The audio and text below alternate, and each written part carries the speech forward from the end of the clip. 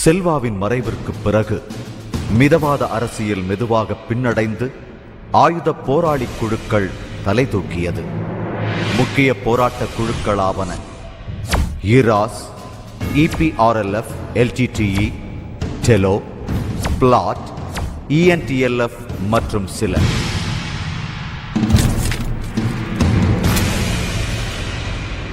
சிரிமாவோவின் கட்சி 8 தொகுதிகளில் மட்டும் வென்றதால் ஒரு அரிய நிகழ்வாக தமிழர் விடுதலை இயக்கம் முக்கிய எதிர்க்கட்சியாக அமர்ந்தது.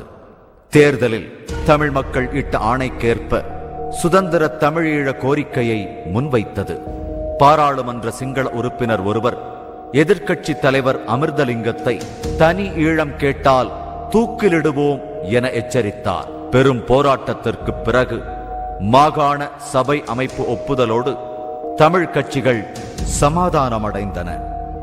சுதந்திர ஈழத்திற்காக ஓங்கி குரல் எழுப்பவில்லை என தமிழ் இளைஞர்கள் குற்றம் சாட்டினர். 7 வருடங்களுக்கு பிறகு பல்கலைக்கழக சட்டத்தை மாற்றினர். அதற்குள் தமிழ் இளைஞர்கள் ஒன்றுபட்ட இலங்கை என்ற பாதையிலிருந்து விலகிச் செல்ல துவங்கிவிட்டனர். செப்டம்பர் 7, 1978 அரசியல் சட்டத்தை மாற்றி ஜனாதிபதி ஆட்சி முறை கொண்டு வரப்பட்டது. மாகாண சபைகளின் அதிகாரங்கள் குறைக்கப்பட்டு அதிகாரங்கள் அனைத்தும் ஜனாதிபதியின் கையில் குவிக்கப்பட்டன. 1979 பயங்கரவாத தடுப்புச் சட்டத்தின் மூலம் எல்லா போராட்ட குழுக்களும் தடை செய்யப்பட்டன. மே 31, 1981 யாழ்ப்பாண தமிழ் நூலகம் தீயிட்டு கொளுத்தப்பட்டது. தமிழரின் சரித்திர கலாச்சார அடையாளங்களான 97,000 தமிழ் புத்தகங்களும் அரிய ஓலைச்சுவடிகளும் நாசமாயின. தமிழ் இளைஞர்கள் எதிர்த்தாக்குதலில் ஈடுபட்டனர். 1983 முதல் 90 வரை ஆயுத போராட்டம் கொரில்லா யுத்தமாக மாறியது. 1983 அவசர நிலை அறிவிக்கப்பட்டு அரசு ஆதரவோடு தமிழர் மீதான தாக்குதல்கள் அரங்கேறின. ஜூலை முதல் டிசம்பர் வரை தமிழர் பகுதிகள் இராணுவ கட்டுப்பாட்டுக்குள் கொண்டு வரப்பட்டு பாசிச ஆட்சி முறை வந்தது. வடக்கு கிழக்கு பகுதி தமிழர்கள் மக்களாகவே கருதப்படவில்லை.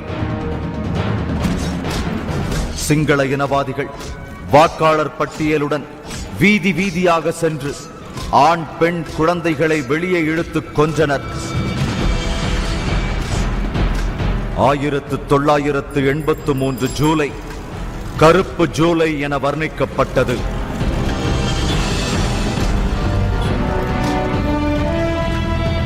தமிழர் மீதான தாக்குதல்கள் துல்லியமாக திட்டமிடப்பட்டிருந்தன.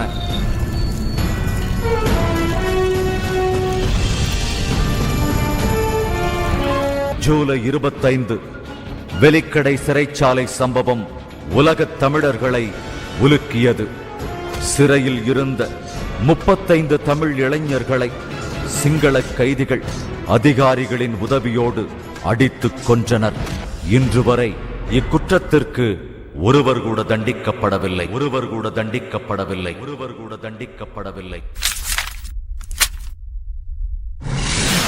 தமிழ்நாடு அரசு கொடுத்த அழுத்தத்தால் இந்திய அரசு இலங்கை பிரச்சனையில் தலையிட்டது.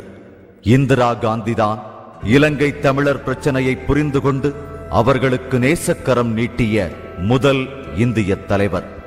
இந்திரா காந்தி சொன்னார், இந்தியா இலங்கையின் ஒருமைப்பாட்டை மதிக்கிறது. அதன் உள்நாட்டு விவகாரத்தில் தலையிடாமல் மத்தியஸ்தராக மட்டுமே இருக்கும். ஆயினும் மற்ற அண்டை நாடுகளைப் போல் இந்தியா வேடிக்கை பார்த்துக் கொண்டிருக்க முடியாது என்றார். வெளியுறவுத்துறை அமைச்சர் நரசிம்மராவை கொழும்புவிற்கு அனுப்பினார். செல்லும் வழியில் நடக்கும் கலவரங்களை நேரில் கண்டார். ஜெயபர்தனேவிடம் தமிழர் மீதான தாக்குதலை இலங்கை நிறுத்தாவிட்டால் இந்தியா நிறுத்தும் என்று இந்திரா காந்தி சொன்னதாக சொன்னார். 4 நாட்களாக நடந்து வந்த கலவரம் சில மணி நேரத்தில் நிறுத்தப்பட்டது.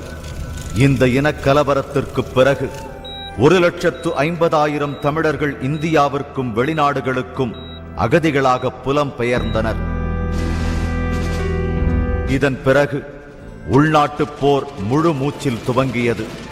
இரு தரப்பினரும் தாக்குதலிலும் எதிர்த்தாக்குதலிலும் ஈடுபட்டனர். ஆயுத சண்டைகளில் உலக நாடுகள் ஏற்றுக்கொண்ட தார்மீகங்களை இருவரும் மீறினர். இந்திரா காந்தி இப்பிரச்சனையை ஐநா சபைக்கு எடுத்துச் சென்றதோடு உலக தலைவர்களையும் சந்தித்து ஆதரவு திரட்டினார். அண்டை நாடுகளிடம் இலங்கை பிரச்சனையில் தலையிட வேண்டாம் என்றும், தலையிட்டால் அது இந்தியாவிற்கு எதிரான செயலாக கருதப்படும் எனவும் அவர் குறிப்பிட்டார். அன்றைய வெளியுறவு அதிகாரி ஜி பார்த்த சாரதியின் துணையோடு இந்தியா இலங்கை நாடுகளுக்கு இடையேயான பேச்சுக்களுக்கு பிறகு இந்திரா காந்தி ஒரு 14 அம்ச திட்டத்தை அறிவித்தார். அது பண்டா செல்வா ஒப்பந்தம் மற்றும் டட்லி செல்வா ஒப்பந்தங்களை உள்ளடக்கியதாக இருந்தது. அரசு அனைத்தையும் ஒப்புக்கொண்டு டிசம்பர் 1, 1983 அரசு கெசட்டிலும் வெளியிட்டது. ஜனவரி 10, 1984 பிரதேச சபை பற்றி விவாதிக்க அனைத்து கட்சி கூட்டம் ஒன்றை கூட்டினார். அனைவரும் அதிர்ச்சியுறும் வகையில் ஒரு புதிய 14 அம்ச திட்டத்தை அறிமுகப்படுத்தினார். தமிழ் கட்சிகள் இதனை நிராகரித்தன. பார்த்தசாரதி அவர்களை சமாதானப்படுத்தினார். பல மாதங்களுக்கு பிறகும் முடிவொன்றும் எட்டப்படவில்லை. துரதிருஷ்டவசமாக அக்டோபர் 31, 1984 இந்திரா காந்தி கொலை செய்யப்பட்டார். இதன் பிறகு இந்திரா காந்தியின் 14 அம்ச திட்டத்தை ஓரங்கட்டினர். இது பின்னாட்களில் பல லட்ச உயிர் சேதத்திற்கு வித்திட்டது. ராஜீவ் காந்தி பிரதமரானார். ஜி பார்த்தசாரதியின் இடத்தில் ரமேஷ் பண்டாரி வந்தார். இவர் இலங்கை தமிழர்களின் அடிப்படை உணர்வுகளை உணரத் தவறினார். ராஜீவ் காந்தி சமாதான பேச்சுவார்த்தையை ஊக்குவித்தார்.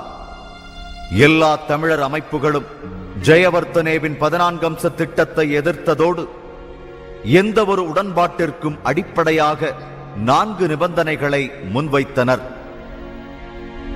இலங்கை தமிழரை ஒரு தேசிய இனமாக அங்கீகரிக்க வேண்டும். இலங்கையில் தமிழர்களுக்கென்று ஒரு தாயகம் உள்ளது என்பதை அங்கீகரிக்க வேண்டும். தமிழ் தேசிய இனத்தின் சுய நிர்ணய உரிமையை அங்கீகரிக்க வேண்டும். இலங்கை தீவை தமது நாடாக கருதும் எல்லா தமிழர்களுக்கும் குடியுரிமை அங்கீகரிக்கப்பட வேண்டும். ஆகஸ்ட் 12, 1985 திம்பு பேச்சுவார்த்தை துவங்கியது. இலங்கை அரசு தமிழர்களின் 4 நிபந்தனைகளை ஏற்க மறுத்தது. பேச்சு நடந்து கொண்டிருக்கையில் இலங்கை ராணுவம் தமிழ் மக்களை கொன்றது. தமிழர் அமைப்புகள் கூட்டத்தில் கலந்து கொள்ள மறுக்க சமாதான முயற்சி தோல்வியுற்றது. டிசம்பர் 1, 1985 தமிழர் அமைப்புகள் ராஜீவ் காந்திக்கு எழுதிய கடிதத்தில் தங்களின் 4 நிபந்தனைகளை கைவிட்டு புதிய 15 அம்ச திட்டம் ஒன்றை முன்வைத்தனர். இதனை இலங்கை அரசு நிராகரித்தது. ஜூன் 25, 1986 ஜெயவர்தனே அனைத்து கட்சி கூட்டம் கூட்டி சிங்கள கட்சிகளிடையே ஒரு கருத்தொற்றுமையை பெற முனைந்தார். தமிழ் பிராந்திய அரசு இலங்கை அரசின் கீழ் மக்களால் தேர்ந்தெடுக்கப்பட்ட முதலமைச்சரும் அமைச்சர்களும் கூடிய அமைப்பை குறித்து விவாதித்தார். செப்டம்பரில் இனவாதிகளின் எதிர்ப்பையும் மீறி இது அரசியல் சட்டமாக அரங்கேறியது. நவம்பரில் எல்லாம் நலமாக முடிந்தது என இந்தியா நினைத்த வேளையில் இலங்கை அரசு முக்கிய துறைமுகம் கொண்ட திரிகோணமலை மாவட்டத்தை சிங்கள மாவட்டமாக அறிவிக்க முனைந்தது. தமிழர் அமைப்புகள் இதனை நிராகரித்தன. ஜனவரி 14, 1987 அரசியல் தீர்வு எட்டுவதில் இலங்கை அரசு காலம் தாழ்த்தியதால் பொறுமையிழந்த புலிகள் அமைப்பு யாழ்ப்பாணத்தில் அரசு நிர்வாகத்தை அமைத்தது. தமிழ்நாட்டின் முதலமைச்சர் எம்ஜிஆர் இதற்கு பெரும் ஆதரவளித்தார். மே 18, 1987 யாழ்ப்பாணத்தை 48 மணி நேரத்தில் மீட்பேன் என்று ஆபரேஷன் லிபரேஷனை அறிவித்தார் ஜெயவர்தனே. புலிகளின் பலத்தை குறைத்தும் இராணுவத்தின் பலத்தை அதிகமாகவும் தப்பு கணக்கு போட்டுவிட்டார். ஆபரேஷன் லிபரேஷனில் தோல்வியுற்றதால் தமிழர் பகுதிகளுக்கு பொருளாதார தடை விதித்து உணவு, எரிபொருள் வரத்துக்களை நிறுத்தி மின்சாரம் மற்றும் தொலைத்தொடர்புகளை துண்டித்தார். அத்தியாவசிய பொருட்களின்றி பொதுமக்கள் தவித்தனர். இந்திய செஞ்சிலுவை சங்கம் 19 படகுகளில் 38 டன் உணவுப் பொருட்களை கொண்டு சென்றது. இலங்கை அரசு இதனை தடுத்து நிறுத்தியது. ஜூன் 4 ராஜீவ்காந்தியின் ஆணையில் இந்தியா செயலாக்கத்தில் இறங்கியது. ஆபரேஷன் ஃப்ளவர் கார்லாண்ட் என்ற பெயரில் இலங்கை தமிழருக்கு உணவுப் பொருட்களை வான்வழியாக கொடுத்தது. எல்லைக்குள் ஊடுருவல் என்றது இலங்கை. 1987 சுமூக உணர்வு ஏற்படுத்த அரசு அரசியல் சட்டத்தை திருத்தி சிங்களத்தோடு தமிழையும் ஆட்சி மொழியாக அறிவித்தது. ஜூலை 1987 இந்தியா தமிழர் அமைப்புகளை கலந்தாலோசிக்காமல் இந்திய இலங்கை ஒப்பந்தத்தை வடிவமைத்து பின் தமிழர் அமைப்புகளை தில்லிக்கு அழைத்து அவர்களின் ஒப்புதலை பெற்றது. ஒப்பந்த கூறுகளுக்கு எல்லா அமைப்புகளும் ஒப்புதல் கொடுக்க புலிகள் மட்டும் மறுத்தனர். ஆயுதங்களை ஒப்படைத்தல் என்ற முன் நிபந்தனையை அவர்கள் ஏற்கவில்லை. புலிகள் தரப்பு கூற்றுப்படி ராஜீவ் காந்தி பிரபாகரனிடம் இந்த ஒப்பந்தத்தை ஏற்காவிட்டாலும் எதிர்க்காமல் இருக்க வேண்டும் எனவும் தன்னை நம்பும்படியும் அதன் கைமாறாக தம் வாக்குறுதியாக ஆயுத ஒப்படைப்பு ஒரு சம்பிரதாயமாக மட்டுமே இருக்கும் என்றும் அதிகார பங்கீடுகளை சுமூகமாக நடத்த ஒரு இடைக்கால அரசு நிறுவப்படும் என்றும் புலிகள் வரி வசூலிப்பை நிறுத்த வேண்டும், அவர்களின் பராமரிப்புக்காக இந்தியா மாதம் ரூபாய் 5 லட்சம் தரும் என்றும் சில மாதங்களில் கோரிக்கைகளை ஜெயவர்த்தனேவை ஒத்துக்கொள்ள வைப்பதாகவும் கூறியதாக கூறப்படுகிறது.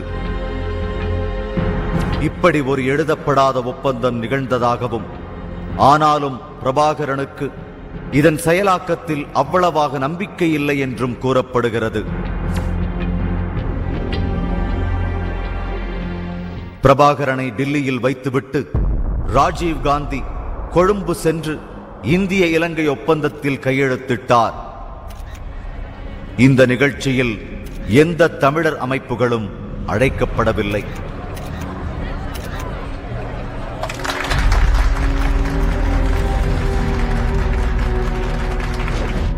ஜூன் 30 அன்று போர் நிறுத்தத்தை மேற்பார்வையிடவும் இந்திய இலங்கை ஒப்பந்தத்தை அமல்படுத்தவும் இந்திய அமைதிப்படை இலங்கை வந்தடைந்தது. இலங்கை தமிழர் ஆனந்தத்தோடும் ஆர்ப்பரிப்போடும் எதிர்பார்ப்புகளுடனும் இந்திய அமைதிப்படையை வரவேற்றனர். நவம்பர் 14 இந்திய ஒப்பந்தப்படி இலங்கை அரசு 13வது சட்ட திருத்தத்தை கொண்டு வந்து மாகாண கவுன்சில்களுக்கு அதிகாரங்கள் பகிர்ந்தளிப்பதற்கு வழிவகுத்தது.